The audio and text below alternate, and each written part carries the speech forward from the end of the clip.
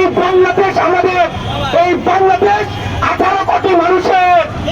আমরা বিগত দিনে ছাত্র জনতার মাধ্যমে একটি গণ অভ্যুত্থান ঘটিয়েছি, কিন্তু আমরা বর্তমানে দেখতে পাচ্ছি যে আশা নিয়ে আমরা বাংলাদেশে একটি অন্তর্বর্তীকালীন সরকার গঠন করেছিলাম, কিন্তু আমাদের সেই আশা আকাঙ্ক্ষা এই অন্তর্বর্তীকালীন সরকার দেখাইতে পারতেছে না। আমরা চাই আমাদের বাংলাদেশ এমন একটি বাংলাদেশ গঠন হবে, আমরা যে সত্তর বাংলাদেশ গড়তে চেয়েছি ঠিক সেখানে চাই না কোনো বৈষম্য, সেখানে চাই না কোনো দুর্নীতি। আপনারা দেখেছেন এখনো রাষ্ট্রীয় ক্ষমতাগুলোতে শেখ হাসিনার নিয়োগপ্রাপ্ত আমলারা দায়িত্ব গ্রহণ করছে। এখনো পর্যন্ত খুনি হাসিনার নিয়োগপ্রাপ্ত রাষ্ট্রপতি থেকে শুরু করে সচিবালয়ের কর্মকর্তা একটাকেও অপসারণ করা হয়নি। শুধু শেখ হাসিনাকে আমরা চাই না এমন না, শেখ হাসিনাকে ছাড়া শেখ হাসিনার নিয়োগপ্রাপ্ত আওয়ামী লীগের পেছনে আমরা কাউকে চাই না। শেখ হাসিনার আমরা যেভাবে বাংলাদেশ চলছে এই অন্তর্বর্তীকালীন থাকা সরকার মতো আমার বাংলাদেশ এইভাবে চলতে পারে না।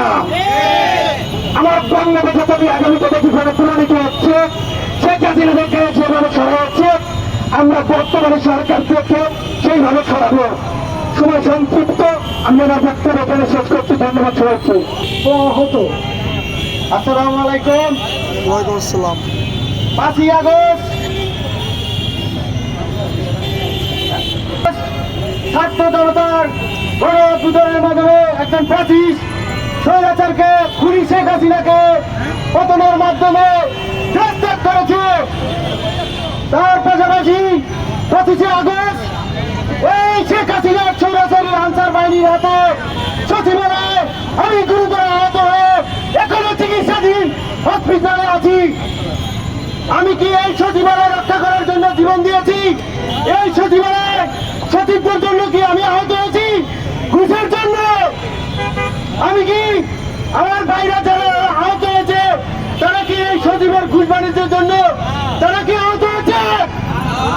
তারা যে পরিমাণ আওয়ামী লীগের আমলে ঘুষ, চাঁদাবাজি, টেন্ডার সকল কিছু করেছে, এখনো এই আওয়ামী লীগের দোষরা রয়ে গেছে, এখনো এই চাঁদাবাজি ঘুষ নিয়ে তারা এখনো সচিবালয়ে পড়ে আছে।